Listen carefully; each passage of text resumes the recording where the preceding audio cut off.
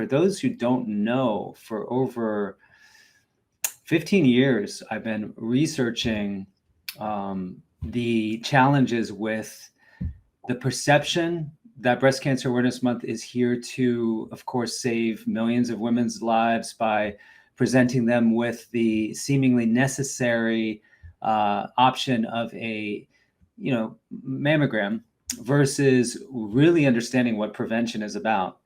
And so many don't realize this, but the actual Breast Cancer Awareness Month itself was created as a partnership between the government and AstraZeneca, which is a pharmaceutical company we all know of.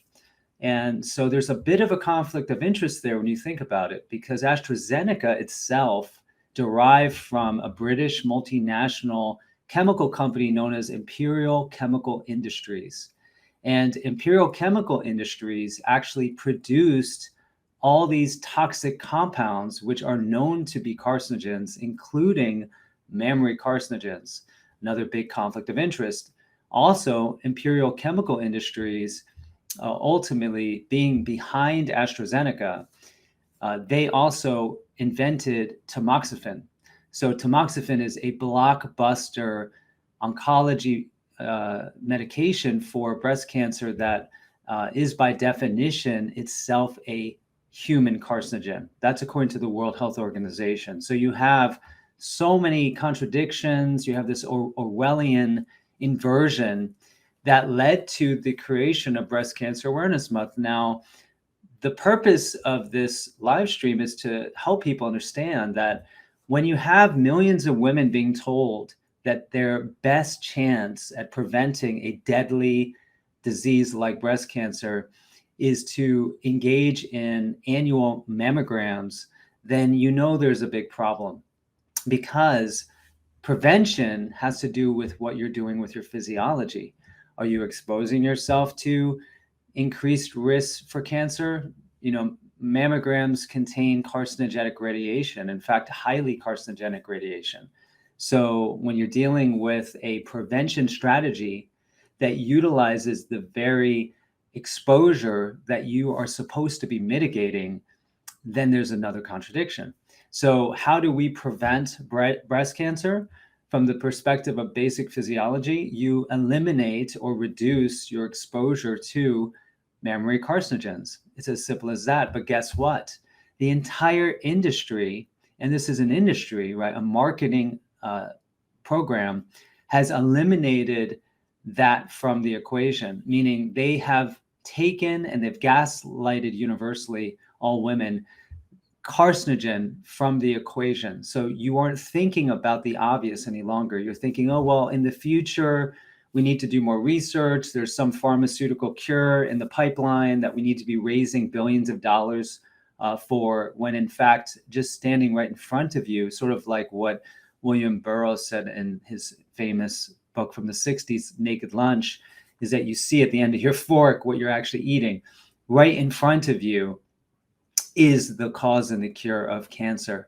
And so that includes the hundreds of thousands of chemicals, many of which are produced for the purposes of various products that people are exposed to and slap these pink ribbons on, right? So you see, there was recently a campaign where a fracking drill was literally painted bright millennial pink as a way of, again, trying to raise awareness of what, like the obvious causes of cancer include things like exposure to fracking chemicals and all the radionuclides that are released from the environment with fracking, with literally radiation waste is being produced from this process, which is a very powerful mammary carcinogen.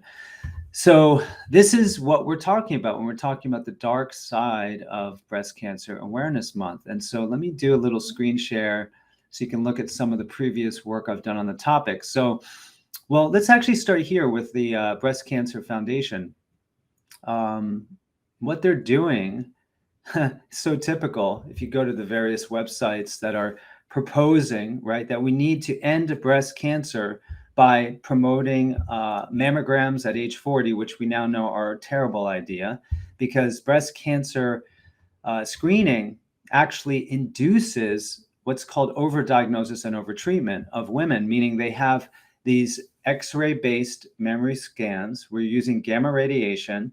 Again, a primary carcinogen for breast cancer is gamma radiation. In fact, if you have BRCA1 or 2 genes, right, the so-called breast cancer a susceptibility gene 1 and 2, it's because of the so-called mutation within those individuals that makes them more susceptible to radiation-induced breast cancer. That is why BRCA1 and 2 is even an issue.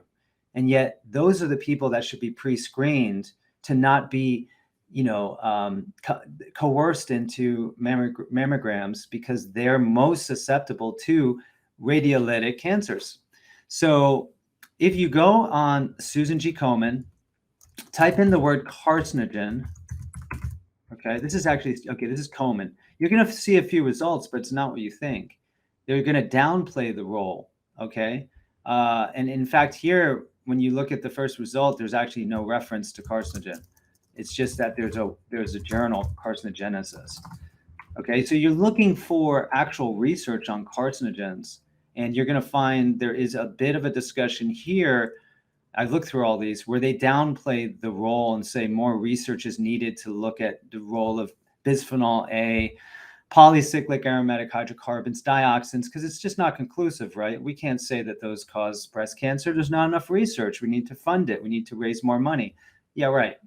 That's the whole point, is that the chemical industry gave rise to the pharmaceutical industry, because what are pharmaceuticals but patented and tinkered with chemicals, other than the biologicals, which are, again, synthetic biology-based interventions. Then you look at the actual glossary here, and there's no mention of the word carcinogen, right? Go to C and try to find a mention of the word carcinogen. It's as if, there's no such thing. We know that there's, okay, let's see how many carcinogens there actually are, right?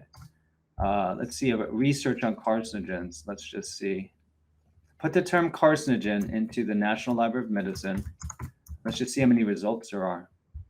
Oh, there's just about 250,000 studies published, okay? How about mammary carcinogen? Meaning things that create breast cancer. Oh, only 10,416 studies. So the point here, of course, is that Breast Cancer Awareness Month is a marketing campaign that isn't really bringing awareness to the known preventable causes of breast cancer. Rather, on behalf of the industries that are known to be causing the epidemic, okay, of breast abnormalities, because I don't like the word cancer per se when it is not qualified, because we don't understand what cancer is. For example, if you go and get a X-ray mammogram and they find a, quote, lesion, what they're doing is that the gamma radiation is lighting up calcium deposits in your soft tissue. And those deposits can be benign, or they can actually indicate that there is a unregulated accelerated growth of tissue. But in the case of an X-ray, it doesn't discern the different types. So there's hydroxylapatite, which are these like little calcium needles, which actually can stimulate the nucleus of breast cells to proliferate. And so that may not be a good thing. And then there's the oxalates, which are relatively benign. Ectopic calcification or soft tissue calcification is being precipitated by the widespread use of inorganic calcium throughout our food supply. Moreover, women, once again, always targeted by the conventional medical misconceptions, are being told to take thousands of milligrams of inorganic calcium, like calcium carbonate, calcium from limestone, calcium from ground up shells. This is not natural. Try frying an egg and then just have a little bit of a shell in your fried egg. Isn't it a just disgusting thing? You're just like, yikes. That's the kind of calcium you're ingesting in these pill forms. Sometimes they liquefy them and you drink them. Goes into the soft tissue, and it contributes to what may be considered an epigenetic transformation of that cell type.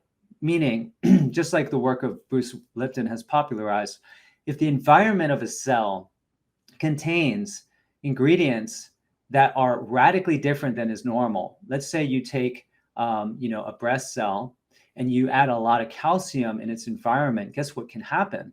The breast cell gets confused and thinks it's a bone cell, because epigenetically it's being modified in such a way that if it was living in the bone, it would actually take on certain qualities that are bone-like, bone cell-like, like an osteoclast or an osteoblast. In fact, when you do this, you add calcium in a cell study, you actually see that those cells start to alter their phenotype to be very much like bone cells. So they start to secrete osteonectin, osteopontin. These are chemicals that are specific to bone cells, but they're breast cells. And guess what? The primary cause of death associated with metastatic breast cancer is that those breast cells migrate to the bone and they cause malignant growth there. So that is why epigenetics is so important. So if you're saturating your body with, again, carcinogens or endocrine disruptors from plastics, for example, pesticides, it's a miracle the cells even recognize themselves as being part of the proper tissue type, right? So if you're saturating your body with just ounces throughout the weeks and months of inorganic calcium, they're getting confused. Or you're throwing in metals that have estrogenic properties. They're called metalloestrogens. People that use underarm perspirants with aluminum, for example, it's now been deduced that the exposure to the armpit, where you're supposed to be perspiring and detoxifying, with aluminum that's basically stopping up your detoxification process near the lymphatic tissue of the breast. It's the quadrant that is most exposed to antiperspirant metals that is most likely to express breast cancer, actual breast cancer, not overdiagnosed harmless lesions or abnormalities that would go away with time, or that will never present symptoms or cause harm if they were to grow throughout the lifetime of that patient. That's called overdiagnosis, when you take something suspicious or that might be a minor growth that isn't going to rapidly accelerate into cancer and cause harm, and you say, oh my God, we need to cut this out. We need to burn it, poison it, cut it out, or you're going to die. And then, of course, by telling a woman this, you've so psychologically traumatized her, her immune system collapses, and it is more likely for her body to express a tumor that can cause harm in the case of a malignant metastatic cancer. So this is what we're dealing with. We're dealing with a culture that has been promoted on behalf of industries that profit significantly from people not understanding the preventable cause of breast cancer, and that this is a multi-decade long psyop, if you will, starting in 1985. Again, look at the people behind it. You have a pharmaceutical company, AstraZeneca, that has the patent on Tamoxifen. Okay, they're the ones that determined on a cost basis that this cause marketing campaign was better for its bottom line. And then you have colluding parties like the government that's trying to basically, mandate mammograms on some level, right? They just want every woman who has a healthy breast, asymptomatic, to get these annual mammograms, which over time, the radiation burden is so profound that they're more likely to actually manifest a malignant tumor. So clearly, we need to warn the public and remind people of the truth, which is the whole point of GreenMedInfo when it comes to these sorts of advocacies. Now, this is an article I wrote years ago, which I keep updating, which I think is really important to share, which is covering up the causes of breast cancer since 1985. AstraZeneca's BCAM, which is Breast Cancer Awareness Month. And in here, I went through, when it was originally written, probably 5-6 years ago, I would do the same thing. I'd go on the website, I'd search the term carcinogen, and a null result. They just eliminated completely from the topic the very thing we know causes breast cancer. And then they go ahead and they say, well, we don't know the cause of breast cancer. It's idiopathic. Yeah, operative word, idiot. And therefore, we're just going to keep on getting all these women who have been stock syndromed into thinking that their lives were saved because they had their breasts often needlessly removed. And they're out there as brand ambassadors telling other women, oh, my life was saved. I don't have a breast now. But by the way, If I hadn't taken my breast out, then it would have killed me. That's literally what's happening, like with Angelina Jolie, who not only had her breasts removed because of the so-called BRCA gene, but then her ovaries as well, literally disassembling the human body out of fear of a prospective cancer, which is theoretical, that is not even manifested in their body. This is a very dangerous, slippery slope. This is a really good meme right here. If people stop getting cancer, we stop making profits. So we need to make sure everyone focuses on the cure, not the cause, right? The cause is the cure. That was a subtitle of a book that I co-authored with Dr. Ben Lerner and Dr. Charles Majors called Cancer Killers. And it's all about understanding that if you know the cause and you remove it, then you have the cure. So once again, when you used to go to the website of the National Breast Cancer Awareness Month, there you go. You see the contact was AstraZeneca, literally. And of course, you typed in the word carcinogen, nothing came up. Now, ironically, if you looked at the patent of Tamoxifen and another one of their blockbuster drugs, the so-called aromatase inhibitor, Arimidex, you would find that they own the patent on those two chemicals and that they are themselves in the category of harmful chemicals. In the case of Tamoxifen, the World Health Organization actually classifies it as a human carcinogen, specifically causing liver cancer. So they're using that to so-called cure cancer. And then you have Imperial Chemical Industries, of course, that created AstraZeneca, which was officially, sort of a subsidiary of Imperial Chemical Industries that produced the pharmaceutical, the petrochemical derivative, vinyl chloride, as well as pesticides known to cause cancer. So of course they want you to not think that they are causing a problem in the body. Then you have also plenty of research that I've documented over the years on when women are told that they have breast cancer, irregardless of whether it's true or not, right? This is called overdiagnosis. It's such a profound psychosocial and existential trauma that it causes immediate harm to their body and to their emotional selves. And that this is equivalent to what is known as bone pointing. In indigenous societies, a shaman would point a bone at a individual and they would basically say, you're going to die, because the tribe knew that the shaman was the expert, just like we think the men in the white coats are and women are the experts. So they believe them and they die. That's the power of the mind. So this is what we're dealing with. The psychological capture is Stockholm level. Then you have the other major issue, which is the overdiagnosis of non-cancerous lesions, such as ductal carcinoma in situ, okay? DCIS. DCIS has been diagnosed in millions of women.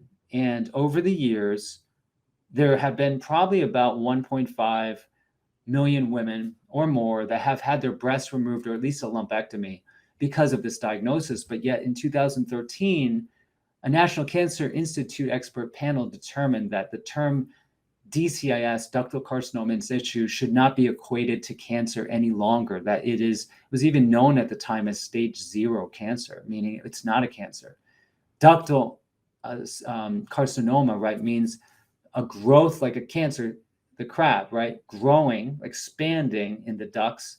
In situ means staying in place. You can't have a non-expanding, expanding cancer. It's just, it's an oxymoronic term. So eventually they came to acknowledge this, even though there was never an apology to the 1.5 million women who lost their breasts and were needlessly treated.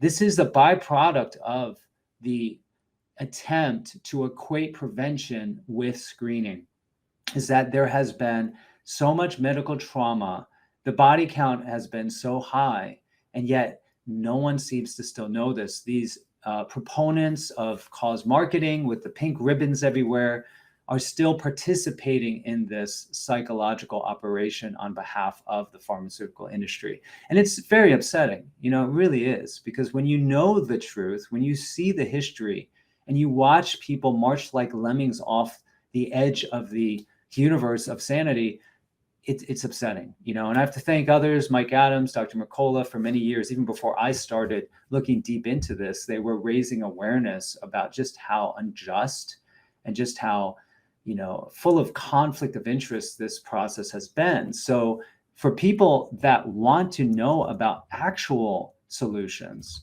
there are plenty of them. In fact, I'm very grateful that we have GreenMedInfo still, you know, after years of them trying to take us out, effectively accomplishing that through social media, we still have it. It's still here. So I want everyone to know about it and use it and educate themselves and others who are captured by, you know, the myths around what breast cancer is and isn't. So again, go to GreenMedInfo, type in breast cancer, and you're going to find, you know, hundreds of articles and studies that go deep into the topic and look at the true approach to prevention, right? Which is not simply sign up to get your breasts irradiated every year or two, which is the new guidelines. They're trying to get women 40 years of age to start engaging in this, I think, very risky behavior.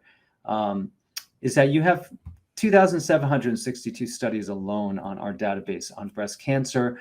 You have 619 substances that have been researched for their ability to prevent or treat cancer from the cell all the way up to the human model. And if you want, I mean, if you are a member on GreenMedInfo, of course, remember, you can sort across a number of different categories. So if you're just looking for human research, because there's not a ton of human research, because who's funding that, right? Who's going to put billions of dollars into proving flaxseed is more effective than tamoxifen or arimidex? Very few, if any, researcher would risk that. And certainly there's no funding for it. So when you go and search, you're going to see high quality research on flaxseed, for example, being very effective for prevention of even recurrence of already existing breast cancer. So you have things like, you know, looking at research on green tea, boswellia, curcumin, look at the ketogenic diet, high fat diets, looking at the role of inflammation, looking at just really a ton of research on aluminum, for example, being found to play a role. That's why detoxification, sweating, sauna, things like this, or chlorella, for example, that's what I use for myself, just for everyday metal exposures. I mean, you really do have a good amount of research. These are all human. DDT, the thing that, again, Susan G. Komen is minimizing because they say there's not enough research. Well, keep in mind, folks, that's the whole point of the precautionary principle, is that if there is a signal in a lower quality cell study that there could be harm associated with an ingredient we're exposed to daily, well, it should be on the industry and the regulators to prove that safe. But what we have here in this country is not a precautionary principle related to toxicological risks. We have what's called weight of evidence, meaning the burden of proof is on the exposed populations, often through literally having to express disease and or death for there finally to be an intervention. So in that atmosphere, we have to be responsible. We have to be the ones that say, no, that's enough. I'm not going to expose myself to this. I'm going to be conscious about the risks associated with mammograms, for example. Keep in mind, on the right, you have a ton of translational articles as well. Over the years, I've written about breast cancer awareness on so many occasions. This one, for example, was already back in, I think, 2013. There was 1.3 million women who were wrongfully diagnosed with breast cancer from DCIS, 2012, that actually. And so can you imagine? It's already 11 years later. How many more millions of women have been diagnosed and who have had their breasts removed because they don't know the truth about overdiagnosis and overtreatment, which I cover in depth in Regenerate. If you don't have the book, get a copy. I summarize basically 20 years of research into the one chapter on cancer in an attempt to make it easy for people to access that information. But if you don't want to buy the book, or you know, that's not your way of doing research, that's what GreenMedInfo exists for. It's here for you to use anytime. You also have a whole section on mammography. You know, these 60 studies make a pretty convincing argument that women are not being told the truth about the real risks of mammograms. And this is a really important topic because anyone exposed needlessly to radiation and not knowing the risk, they should really have access to this resource. Now, if you are someone that still wants to engage that and you feel the risk benefits are in your favor to do so, that's fine. But do this, go and look at radiation-induced toxicity. Let's see, illness, there you go. I spent, I don't know, 6 months on this one section post-Fukushima to ascertain all the natural compounds that exist that can mitigate radiation harm. So you have so much support on GreenMedInfo. So even if you're going ahead and doing a mammogram, or you say you have dental radiation, which we all pretty much manage because, you know, there are benefits to knowing what's going on in your teeth. Take turmeric, take holy basil. You know, this is 159 substances on our radiation-induced illness page that have been shown to protect against radiation exposure. As simple as having miso before you go get your test, or eating apples, one of the most effective ways to mitigate radiation exposure. There's so many things you can do. It's really amazing. Now, for those who are into this stream because of the topic of breast cancer and Breast Cancer Awareness Month, we really encourage you to share this with friends, family, practitioners who may not be aware of this information. And I'll be providing links down below of some of the articles that I referenced in this stream. So once again, thank you for being part of the GreenMedInfo community. And I look forward to seeing you on my next